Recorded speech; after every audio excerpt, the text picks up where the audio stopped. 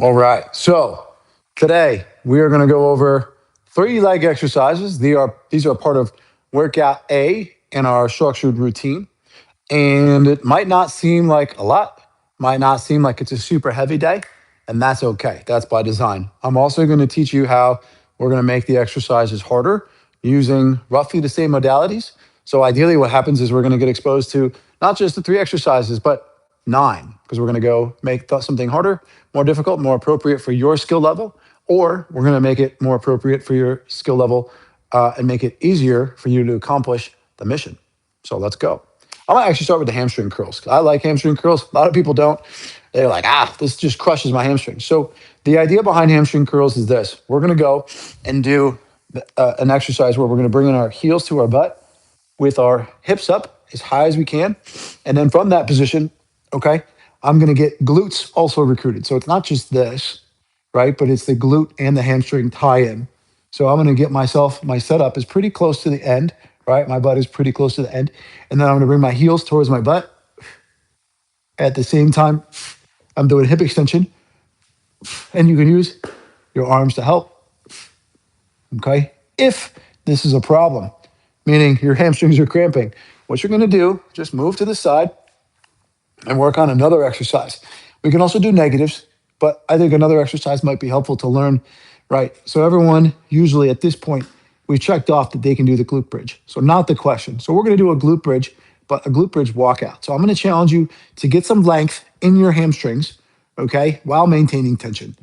All right. So length in the hamstrings and then getting longer, right?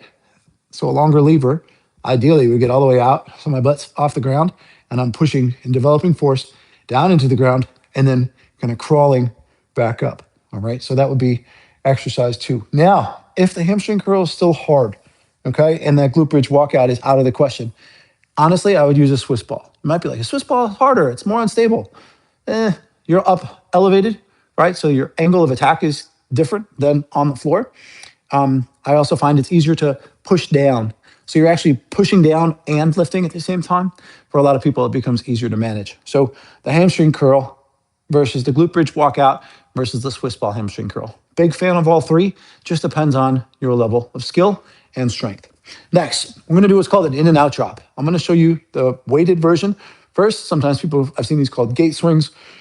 The idea here is to work on our hips opening and dropping into a squat and then being able to pop back up. Okay, so I'm going to show you the body weight version first. So just here, kind of light on your feet. You're going to drop and then back up. Okay. Ideally, we're going to do that for 15. Now, if that's not bad, what you're going to do, and this helps to grab the weight, okay, and hold the weight. And then what you're going to do is start with those feet together again. Drop. Okay, notice how the feet and knees open. I'm going to show you one more version, just in case you don't have a kettlebell, but it's not easier necessarily. It's just different, all right? So what I'm going to do is I'm going to put this band just below the knees. I get this question all the time. Where does the band go? Where does the band go? The idea on this and why we don't put it on the ankles. If we did it on the ankles, our knees could still do this. If we do it with the knees, meaning the band is just below the knees, we can't do that.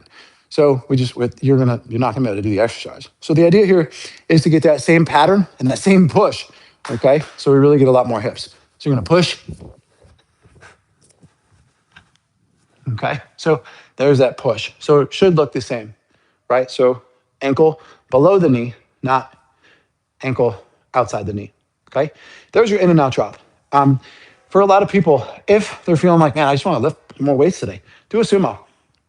Do a regular sumo. One of the clients the other day, I actually had him do this. I had him work on rotation. And instead of lifting a little bit lighter and having the little hop, we took some of the hop out, maintained that pattern that I'm looking for, which is that sumo pattern, and we had a one-arm deadlift.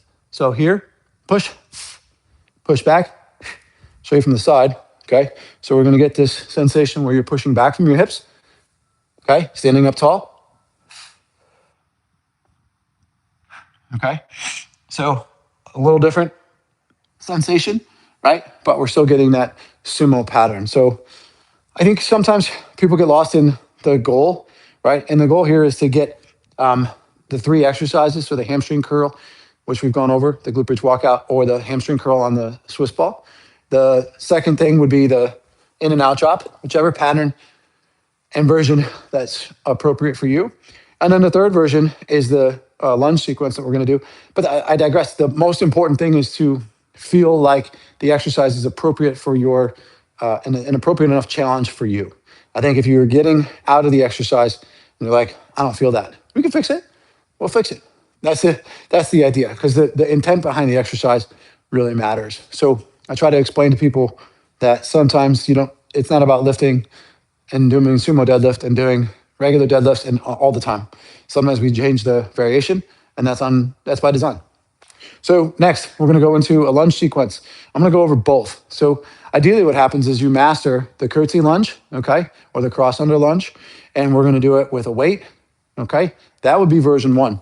If that is hard, then we're just going to do the single leg, one at a time, bring both feet back together, okay, squaring the hips, okay? I like saying knee over ankle, and then hand follows the instep, right? So that'd be version 1.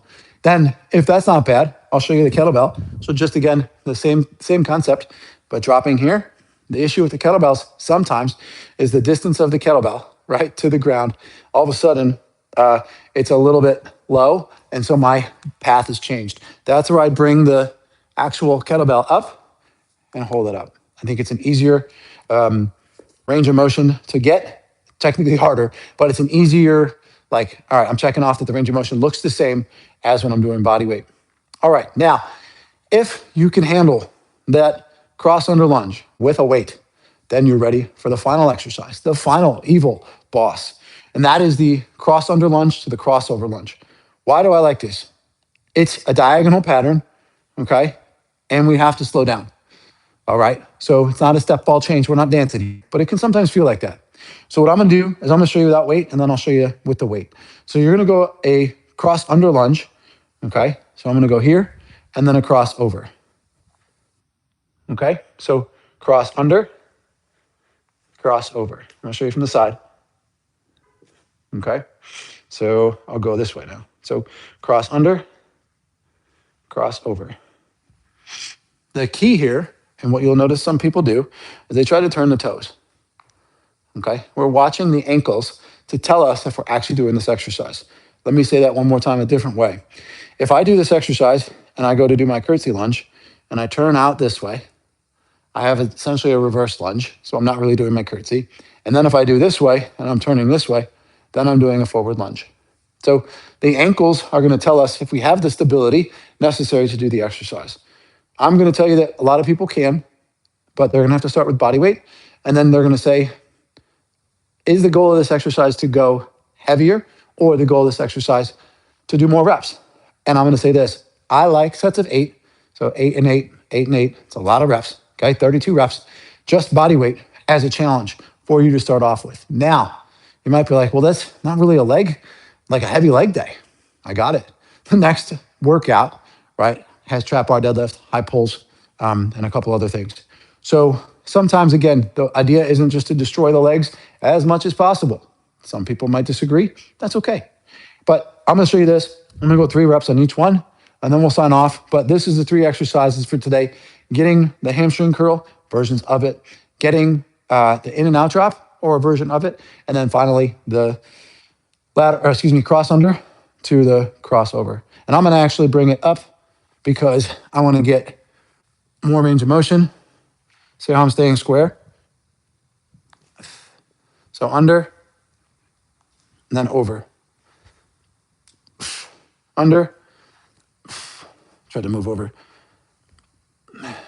Okay, and then let's see the other side. Bring it up. So under, and then over. Okay, if you have limitations in your knee or your ankle, you'll find them real quick. Again, I'm saying square to you. Last one. Okay. The idea, though, again, to stay square and to do the exercise correctly before we add more complexity. So if this is too much for the version, then you're going to still do the version, but no weight. If the version is too much, then lock it down and get the curtsy lunge / cross under lunge. I'm a big believer in exercise specificity for the person. So the exercise version to me and what equipment you use, I don't care. I want you to get the most out of it. So if I see you struggling on a hamstring curl, I want to make sure that we're getting a hamstring curl in the right spot. If you're feeling it mostly in your calves, might have to switch something. If you're feeling it mostly in your low back, again, might have to switch something. If you're doing in and out drops, feeling your knees, we got to switch something. The idea here is the exercise tells us the intent. This one, we're trying to work the posterior chain. There's a lot of ways we can do that. That can be done we got 9 different hamstring curls I can think of off the top of my head. This one, it's essentially a sumo, but we're doing it light, okay? Then the last one is a lunge, and we're doing basically a different pattern. So that curtsy lunge to the crossover, okay? So what is sport? Sport is that. So a lot of people might say, oh, it's not a strength exercise. They're right, I guess, right? It's not necessarily a strength exercise in that we're going to try to load it super, super heavy. This was a 30-pound kettlebell. I did 3 reps. You could hear my wind. That's technically 6, and then you have to switch sides, so it's another 6. So it's 12 reps. So it does add up fast.